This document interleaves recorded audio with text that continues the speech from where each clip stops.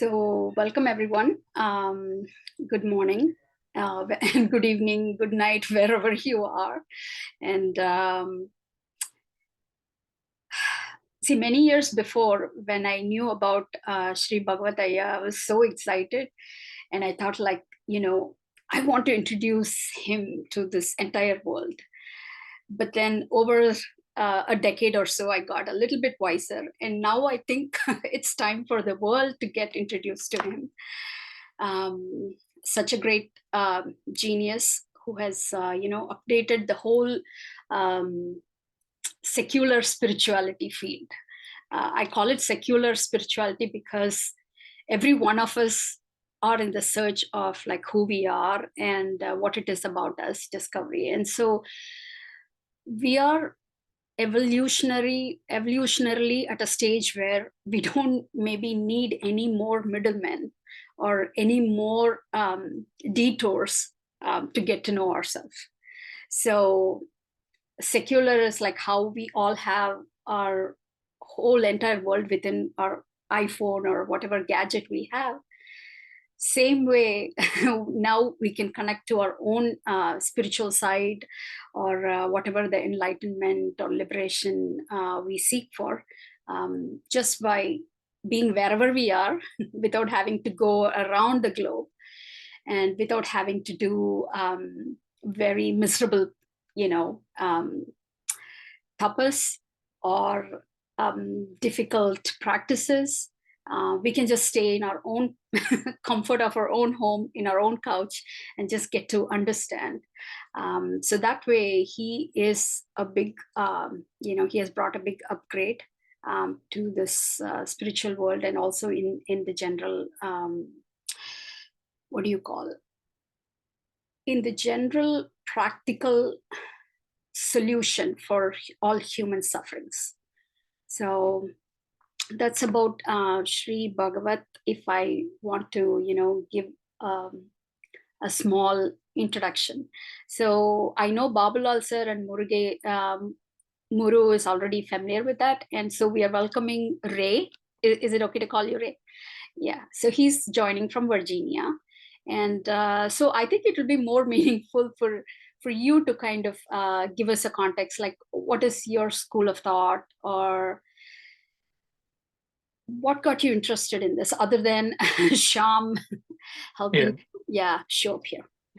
I think we've, that over time have gone through several gurus and satsangs and listened to so-called gurus, and have seen some of the transitions in just how the quietening of mind and just the just recognizing our thoughts and the awareness, how much it helps, right? Uh, but I think it's so the practice is basically the kind of practice that I've been doing for the last 2-3 years is consistently chanting, right? And the chant that we do is Om Namo Bhagavate Vasudevaya. And it is somehow has helped me get through a lot of stuff in my life, but there are some remaining obstacles. I when I go to the satsang, I see some people who see a guru as a god. Some people worship the guru, right? And some people see him as a friend. So I see him as a friend. I see him as a teacher, right? So other people have different concepts. Then I also see a lot of people pretending that they are spiritual. Uh, because when you're spiritual, there's no right or wrong definition of spiritual. So I had all these definitions in my head. So one of the definitions was that, hey, if you're spiritual, you should just let go of your body, you should relax. And then I started gaining weight in the first year a lot. When I started meditating, I put on a lot of weight because I was not exercising, right? And then I also learned that through my whole journey of spirituality, that if there's anything like, oh, you're spiritual, why do you need an expensive car, or why do you need a nice watch? Somebody spiritual should be content. But my thing is that everything, if everything is yours in this universe and you are the universe, why can't you try everything? It was made for us to consume. It was made for us to have.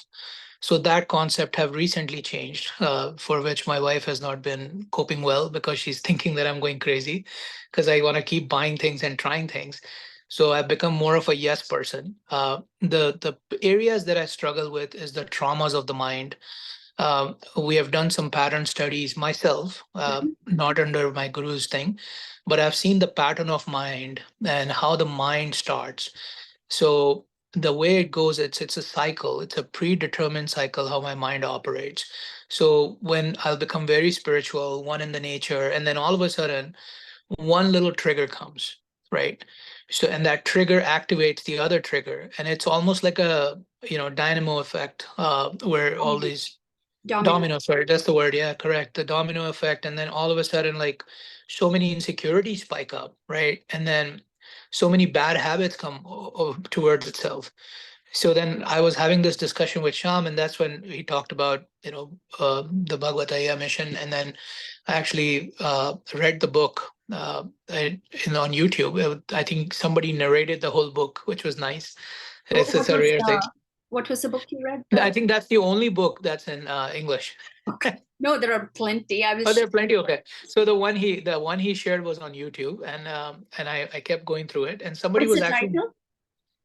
I don't I remember, mean, but don't bother. Okay, I can check. Yeah, all right. Yeah. but it's basically just the it's just the concept that he talked about was that you are no different from being spiritual. You already are spiritual. So that thought kind of hit me very hardly, because we kind of are sold this idea that spirituality is such a difficult thing to attain. It is, and you'll become like a god man. You'll grow a beard, and then all of a sudden miracles will happen. Krishna will come dance in front of you, and all those things happen. I've seen miracles happen. Some are illusions of the mind, and some actually happens. I've seen gurus bring apples from the air. I've seen those things, and those happens. But I don't know. So that all that concept is still playing around. So in between, I started reading a lot, and now I'm at a point that I've stopped. I don't read anything spiritual. I completely stopped because I just go by the feeling. I just sit and I just feel. Great. Great. Thank you. Thank you for being so open and sharing your experiences. So, if I may, so you said you read the book, and so what did it shift for you? I think the whole concept of that, it's not a difficult thing. I think the way he was prescribing in the book, it sort of relates to the awareness that spirituality already exists, right?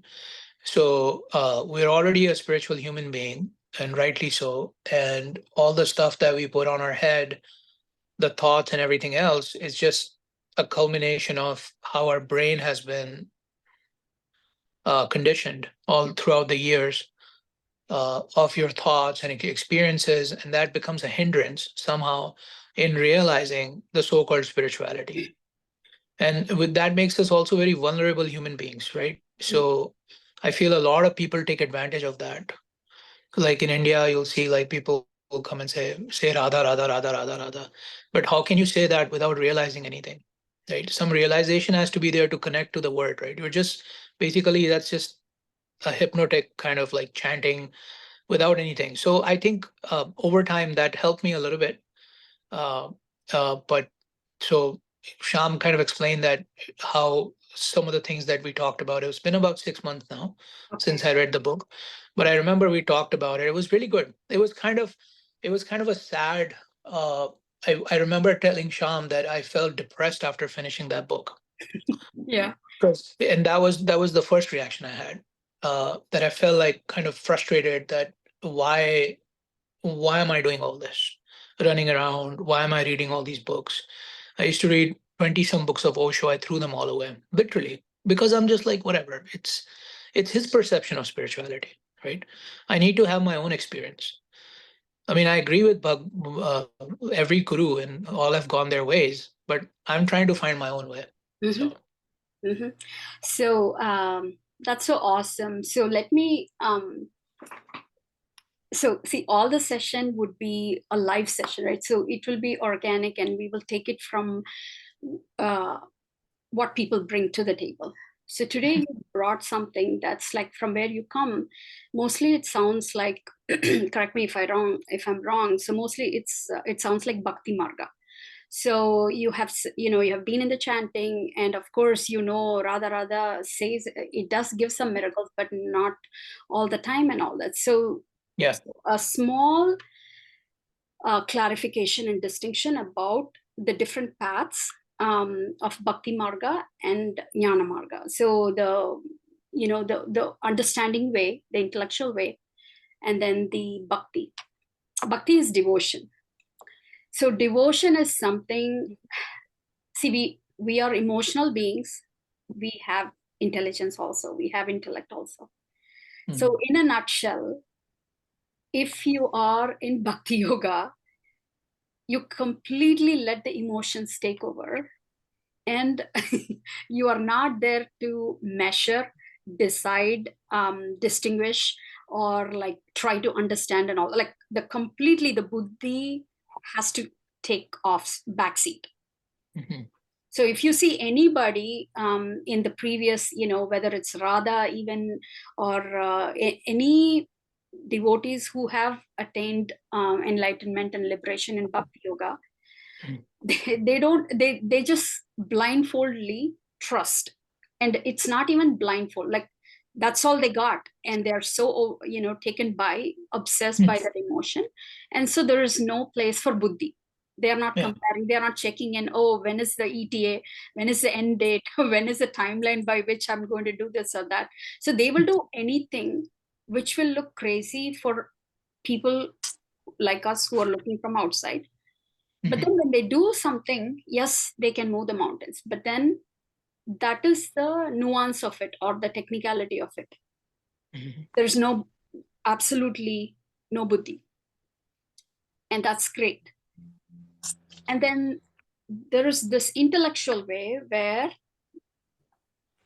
because we are human beings, and because we are beings who are always feeling, we are able to agree according to what our intellect decides. We are constantly measuring. We have all like got so much intellect that's really sharpened these days. So we cannot be told what to do. We are going to analyze, and even we do analyze paralysis for everything. And then we need to understand what it is and comprehend and rationalize. So, but then these emotions are very primitive, and they will take over immediately. I mean, they are not listening to what the buddhi says, because the emotions are being different. So when there is a conflict, then we become emotional beings. Then we say, oh my Lord, save me. We need Mhm. somebody to take care of us. You see, we are sometimes very hypocritic in the sense, okay, this is what is very clear, and I have to rationalize. So I have to understand, like this, like unless I understand what it is, unless I know what is true, I cannot simply, go behind all that. Either you have to step into this side, so where you're going behind buddhi completely, and not feeling differently whenever the emotions become, high or low. And that is the path of understanding, the intellectual way.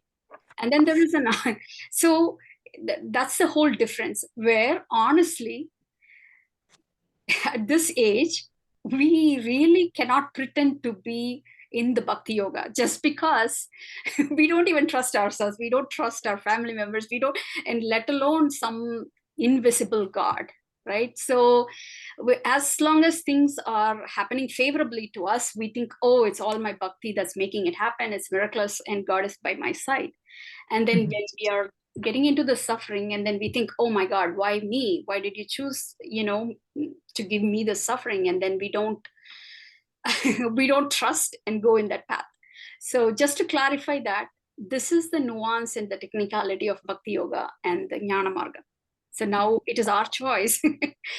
At least we know, at least I appreciate really that your honesty, that that yes, I know that's working, but I'm not able to go all in on that. So Yeah. this is what it is, and so let me understand my own truth, then it will be my truth, right? So Yeah. there's a nuance between those two. And And then the other thing is, sorry to interrupt, but like the other thing is, where does it stop? Mhm, Right. And then the bhakti yoga, oh, you have to do this for 1008 days. mhm. You have to do this for 108 times. And you have to wake up in the morning and have the same time to do this.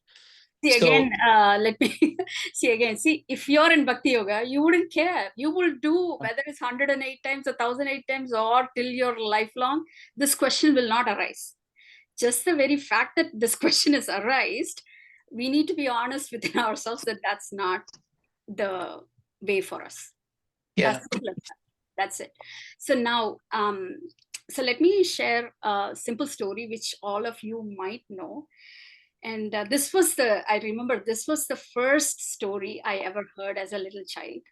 And Mhm. I think it has a great consequence of where, it brought so far. So there was this woodcutter who goes into the forest with his old rusty axe. It is made of iron. Um, Probably all of you might have heard this story. So he goes and cuts the tree and then he sells those wood and then he makes a living out of it. So every day, this is what is his regular routine. So one day he happened to cut a tree that was growing, kind of overlooking a river.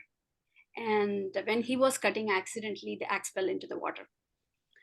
So this poor woodcutter doesn't know swimming, so he couldn't go and find his axe. So he was making, prayers to the Vanadevata to find his axe to bring it back because that means his livelihood. And so there is a devata that appears, and then it brings a silver axe and shows him, "This is yours. See, I found your axe." He says, "No, no, no, that's not mine." And then again she goes diving in and brings a gold axe. Is it yours? Is this yours? Come on, have it. He says, "No, no, that's not mine." Of course he knows what is silver, what is gold, but he's like, "No, that's not what I'm looking for." And then she dives again and then she brings in a diamond axe, very sparkly. And then the woodcutter's eyes go so sparkly, but he says, "Wow, that's so beautiful. I've never seen something like that in my life. But sorry, that's not mine as well." So then, "Are you sure you can have them? So what if it's not the axe that's yours?" And he says, "No, no, no, I want my axe. That's what is functional for me, because that's what I want for a living." And of course, we might think that he's naive, maybe, but he wanted what was rightfully his. And so the Devata went diving in again, and then she brought in the old rusty iron axe and said, "Is this yours?" And then he says, "Yes, that's mine. Thank you so much. You did this thing for me." And he was so happy to get the iron axe. And then what blew my mind as a little girl was this devata will also say, so like, "Oh my god, I appreciate your honesty." That's the first time I'm learning that word, like honesty.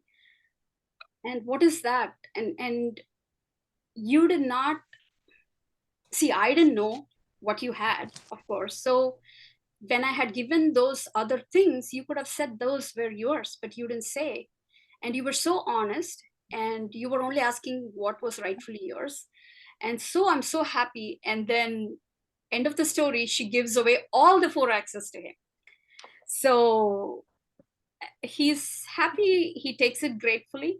But then what blew my mind is like, oh my god, yes, he got all the four axes just because he stick to his truth.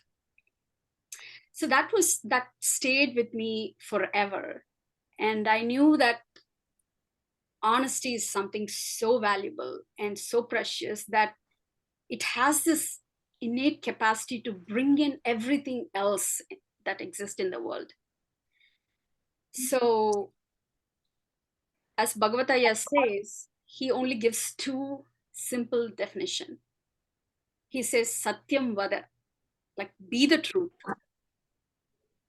"Dharmam chara," do what is moral. So there are only two states of being, right? Like we are being something and we do something in this world. So the doing is like, what do we be? We be the truth. We are the truth. చాలు ముఖ్యుడు నీకు So నా దగ్గర Satyam, అయితే గట్టిపోయి నీకు సాగు ముఖ్యుడు నా దగ్గర అయితే గట్టిపోయి so Satyam Vada Dharmam Chara. That's what he says, and that's a simple nutshell. But then where do we do what? So again, in Bhagavad Path, we have this classification, also coming back to your context phrase. So in the internal world or the psychological world, in psychological landscape, it's the truth that prevails, truth that liberates. And then in the external world or the practical worldly matters, what we do is whatever that is moral, whatever we want things, for us, we do, and whatever we don't want somebody to do for us, we don't do. For example, we don't hurt someone just because we don't like to be hurt, and things like that. So it's very simple and clearly defined. So he segregates these two paths. So now coming back to that story, it's more interesting because, see, one thing is, this woodcutter knew exactly what he wanted, and of course he was honest about it. So the same way, I think sometimes when I think about Buddha's life, of course he's great because he landed into the realization by himself. He found the truth himself. But then I think some way, his game was a little bit preset to be easy. See, he did not have to strive for money, power, wealth, great women, and all the luxuries in life. He came to this earth. I think you all know the story of Gautama Buddha. So he was a prince. So he came with all this.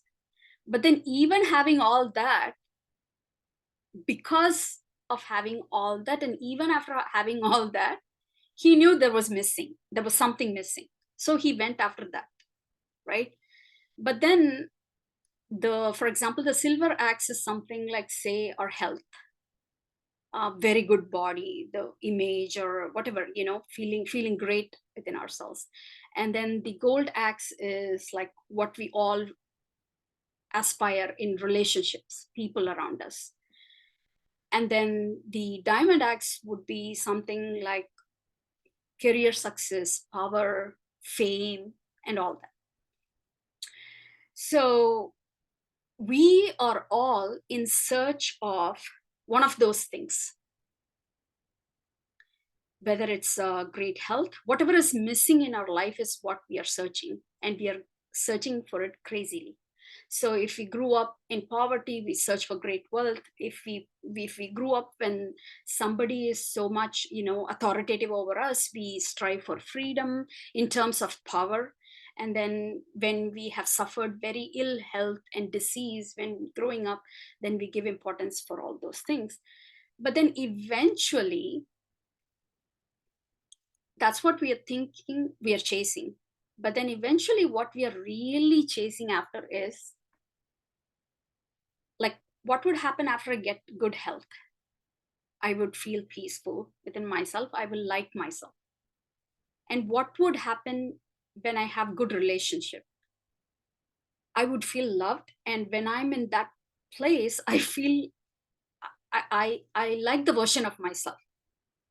When I'm in harmony with the other beings, when I'm appreciated, when I'm validated. And what after I have all the fame and wealth, what does that give me? It gives me a sense of like, I'm enough and I like myself. So basically, underlying all these different aspects we are searching, what we are really searching for is ourselves, the better version of ourselves, to be in peace with ourselves. But then if you find a diseased person, or someone who is not wealthy, or someone who's in a toxic relationship, if you go say, no, you know what, you're not searching all these things, what you're really searching for is yourself, so don't search for all those things, go to go to a peaceful place, meditate, find yourself, and then you will have everything. Nobody's going to sign up for that. And it is it's very fair, because only after we get all those things, we might even think, oh, what I'm looking for is not in this. Like, yeah, of course, when we have all the wealth, for some time we feel so fulfilled and all that, and then immediately we start seeking what's next, right? There is something that's still not being fulfilled, or some void.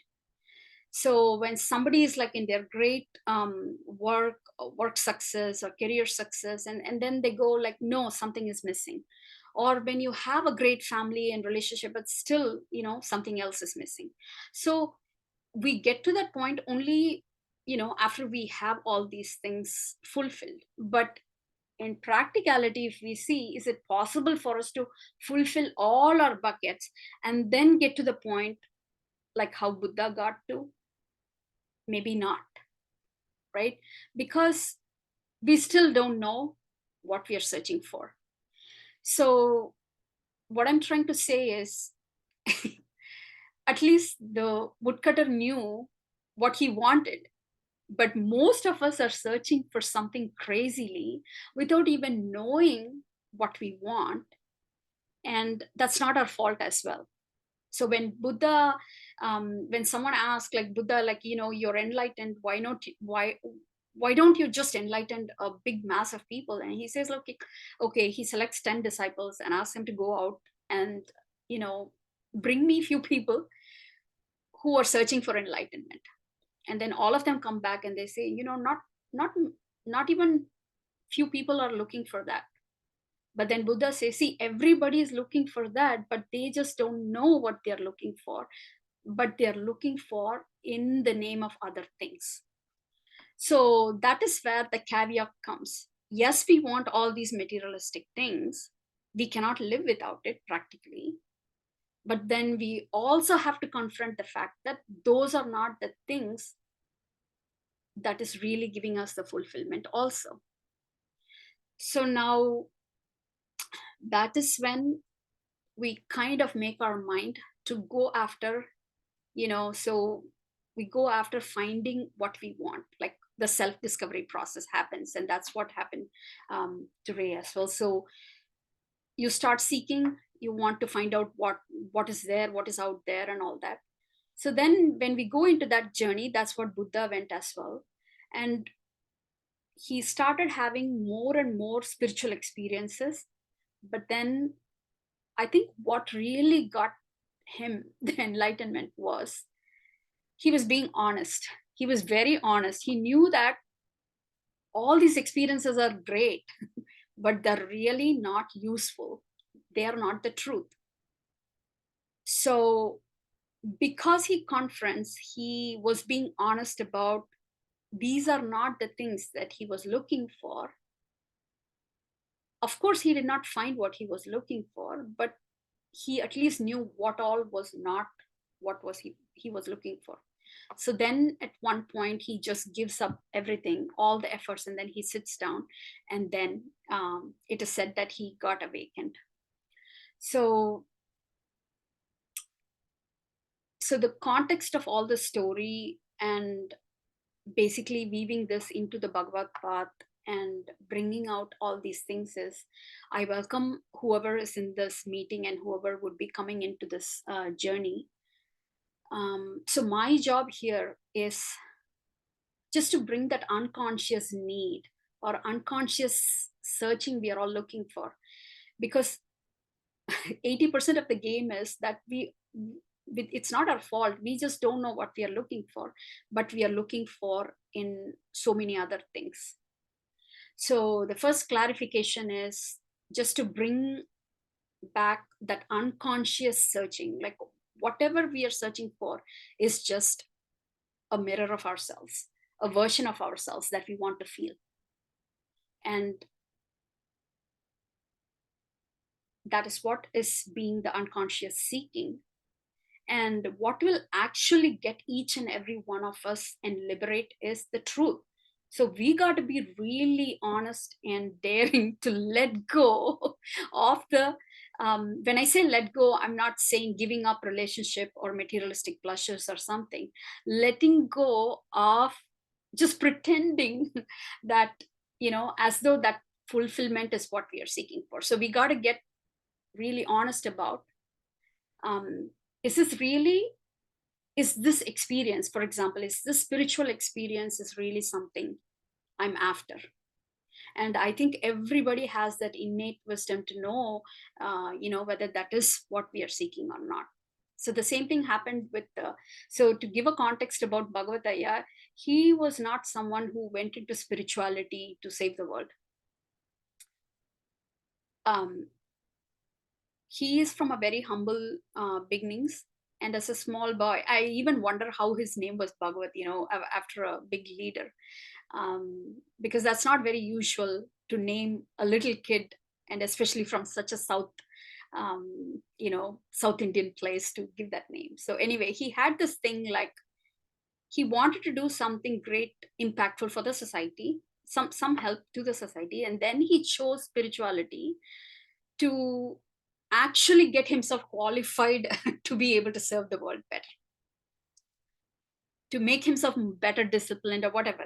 So that's how he takes spirituality as a tool, and then he goes into this journey, and he does so many different practices for over 40 years. And so now we come to a place where, when we are all in the seeking path, we start to experience so many different experiences, and they're all miracles, they're great and everything. But then when we're really honest, the checkpoint is, okay, I'm being so great, blissful when I'm chanting.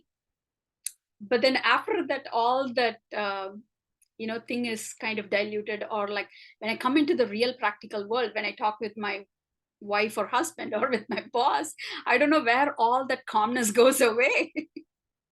I'm not able to, make myself so polite and calm all the time. I mean, we try to. So when we get honest that all those experiences, really, I'm not able to make anything stay and make anything practically useful for me, then only then we are thrown into the next level. But of course, it is necessary for us to do all those effortful homeworks, just to know all those experiences. And then end of the day, it's our honesty and authenticity that will put us into the next orbit, which is like, yes, all these experiences are great, but none of them are staying with me, and none of them are practically making me, practically making my life easy, or practically making me money, or whatever that is. So now tuning ourselves is not helpful. We all know that fact. But then what to do? So the same way, Bhagavad Ayya also traveled that path, but miraculously what happened was, he, as everyone thinks, he, just extending that experience of that blissfulness, we all aspire. Maybe if we are able to make it permanent, then we got it. But then we all fail, and then we think that it's our problem. It's something, maybe we are not following what the gurus have clearly stated, or maybe we feel inferior, maybe we feel incapable, and we fault ourselves, thinking that it's our fault that we are not able to make it permanent, all those experiences. And so we put more effort, we spend more time, we switch gurus, we switch path, we spend more, all of our resources, and really getting into tuning in more and more. But then luckily for Bhagavad Ayya, what happened was, he got that blissful consciousness, and it was not even that it was going away, but it stayed with him. It stayed with him for so long that his body was literally not able to take it. So then he started thinking, like wondering, oh my God, all these years we strived to make some experience stay with us, and now I'm able to make it stay with me. But that's not really useful. So that's where authenticity comes into play, where he could have pretended that, with that bliss consciousness, I'm telling you, you could have built a $1 billion, multi-billion-dollar industry. because that's what people are craving for. But he clearly knew, just like Buddha, that this is not what the right, the correct thing is. And he was also able to see the evidence because his body was collapsing and was not able to take anything up. And then he decides, okay, this is what I was after for. I worked so effortfully, I achieved it, I'm having it now. And then he daringly, willingly, he lets go of all that thing. So for many of us, you said, remember you said you felt that frustration after reading a book. He spent 40 years doing all these things. Of course, for all the spiritual seekers, if we have been sincere in our practices, the truth, of course, the truth will liberate us. But before that, there will be a deep dip, and it's very depressing, because all that we have gathered, we come to an understanding that it's of no use. And we all have to make a choice where it's time to let go. And I know there was Anup in this meeting. I think he's dropped off. He has been teaching worldwide audience for many, many years. And he knew that those siddhis, whatever he had, was not serving him. And that is not what he was after. So whoever comes into this path are already kind of pre-qualified, in the sense that we have been sincere in our seeking. We have gathered so much experiences. It is all true. But then we also have come to a point where that is not what we are seeking after. But then, of course, we don't know where to go from here. But what I want to amplify and encourage and welcome you to the fact that, congratulations, you have been courageous and you've been honest within yourself, and not pretending to, and settle for something, even though those amazing experiences are true. So now what he does is he decides, it's a decision. It's clearly an intellectual decision. He decides to let go of all that. But even though he decides, of course, the experience stays with him for a little bit, and then, he gets out of that.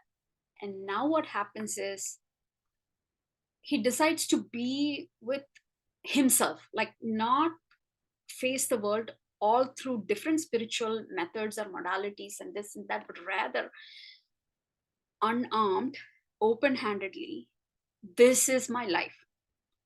And I'm willing to embrace it as it is, without my shields, without my arms, and without without any weapons and methodologies and tricks and all those things. It's almost like becoming naked in front of life and letting go of all that we have accumulated. I'm not talking in terms of materialistic thing, but in terms of the spiritual path, all those things that we have gathered to keep ourselves feel protected, to keep ourselves feel that calmness, that peacefulness, that divineness, or whatever that is. And all those experiences, willing to let go and opening our arms, and that is surrender. All the accumulated experiences, we are still talking about the internal hoarding that we have. Of course, it led us many places. Of course, it has made us a bit noble or better or whatever that is. But then we also come to an honest understanding where that's not going to serve us anymore if we want to take the last and final step to the truth. And so he lets go of all that and he embraces life as it is. And that's what makes it even more interesting, because now even small little things becomes like very big suffering. Because so far we all, we were all behind all these beautiful experiences, or so that's what is happening to you when you shared also, Ray, like all this trauma and all this pattern, everything is opening up. And now we are even more sensitive to even smallest disturbance. So now there is nowhere to hide behind. There's nowhere to run. And this exactly happened in JK's life also. He had so much experiences. He was in control of like how to get the prediction and all that. But then even beyond all that, he had to lose his own brother. All the predictions were wrong. All the gods he trusted and everything, like it was like as though the whole entire thing betrayed and gave up. And he didn't know what else to do other than just embracing the misfortune of losing his brother and taking that grief and accepting that painful thing as it is.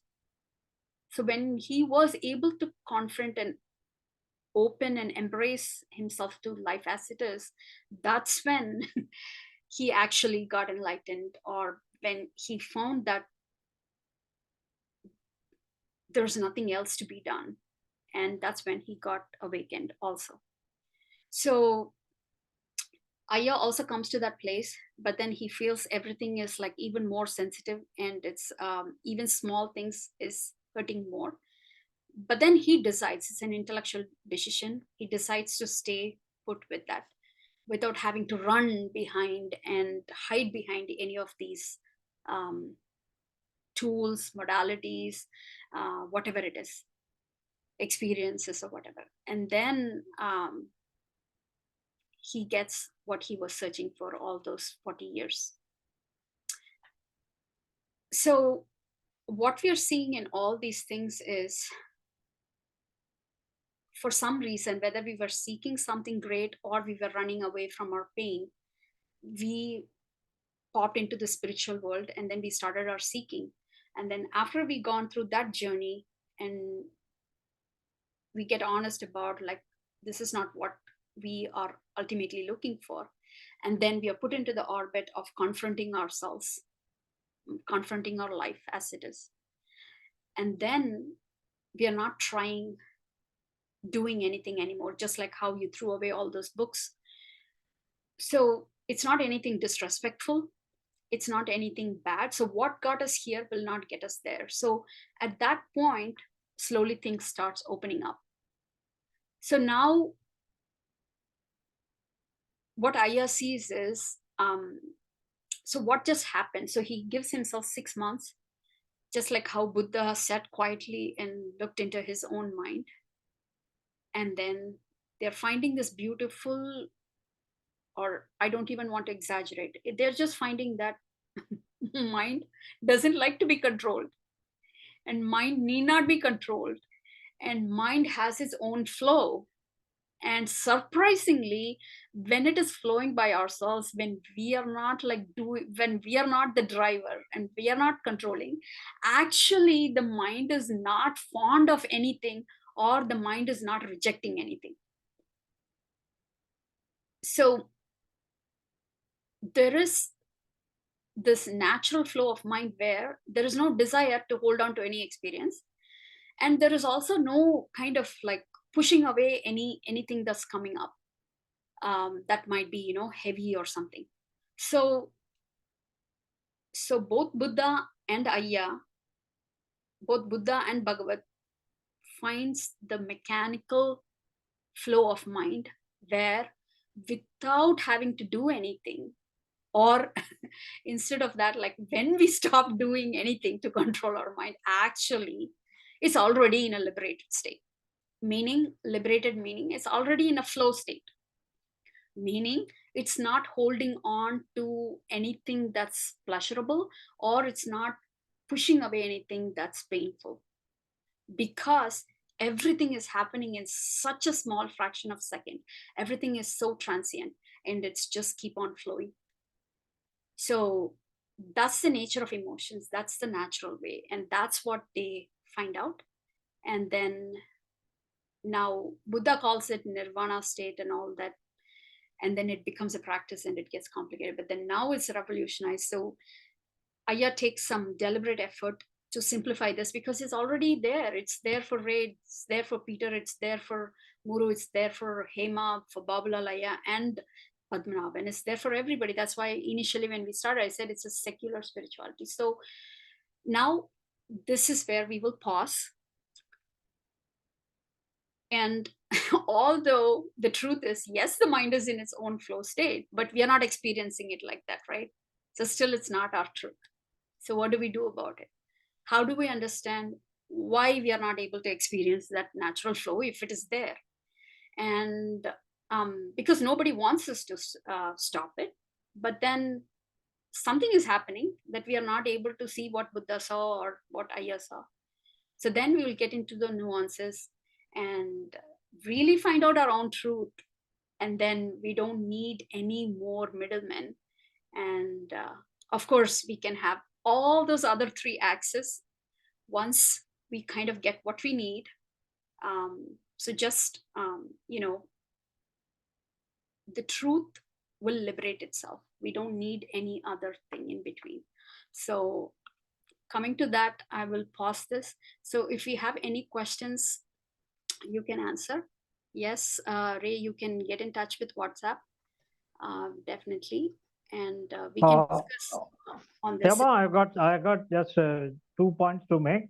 Yes, please. One is there are some 7 audio books of Ayya, and I have passed on the link to you.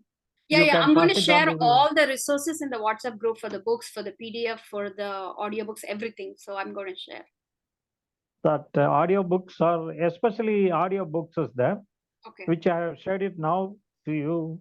It will be useful for the people, Yeah, audio definitely. form. Definitely. Okay, that will be helpful for particularly in audio form. Okay. Yes. I will do that immediately after I get off. The book number 1 and 2, Don't Delay Enlightenment, and Shumash Your Shadows are the very important book in this. I think you can add value to the title of the books. Okay. And second point, which Ayya tells, of course, which we have also mentioned, all the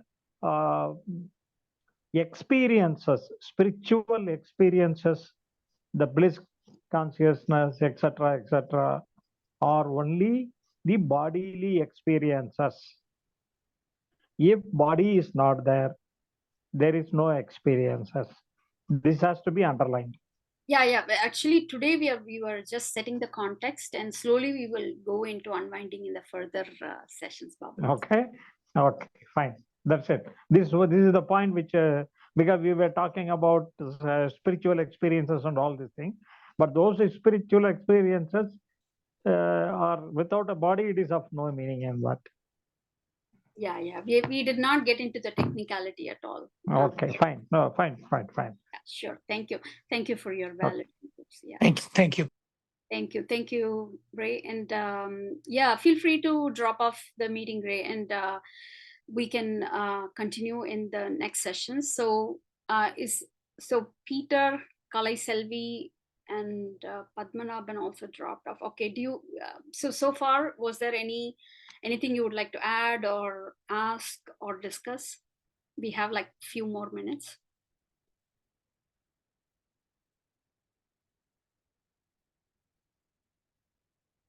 Peter, you can unmute.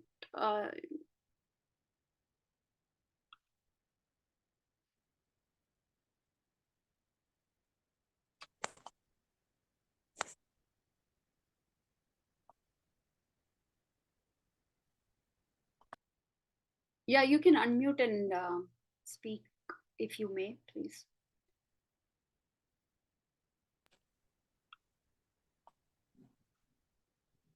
Would you like to add something, ask something? Is it Peter or Kalaisal?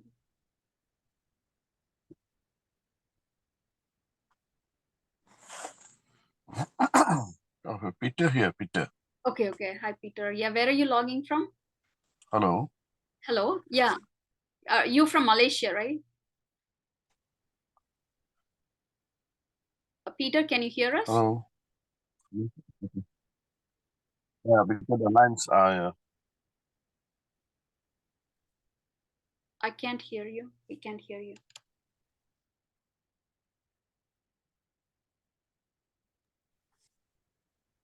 Okay. If Not you, too clear. what is that?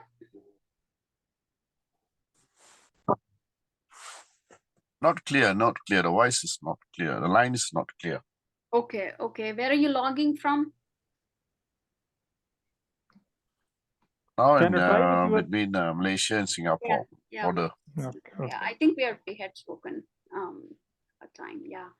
So unless you have any questions or you want to discuss something, we can. Muru, would you like to add any pointers, anything? No, no, Hima. I'm good. I'm good. Thank you. All right.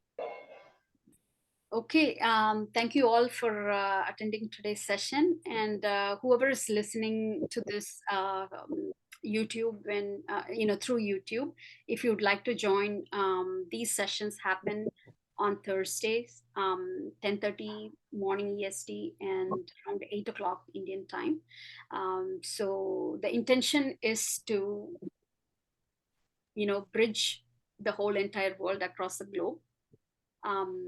The non-Tamil speaking seekers and people who need clarity to the Bhagavad path.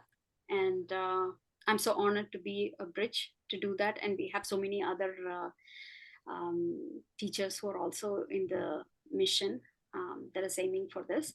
And we would be having English boot camp that's coming up in Salem, Tamil Nadu, India. So once we have more details about that, I would be sharing in the group. And you're welcome to join the WhatsApp group where you will get the Zoom link, and I'll be sharing all the resources that's available, the books, audiobooks, physical and digital content that's available. All right. Thank you all for coming to this satsang, and thank you. See you next week. Thank you. Bye.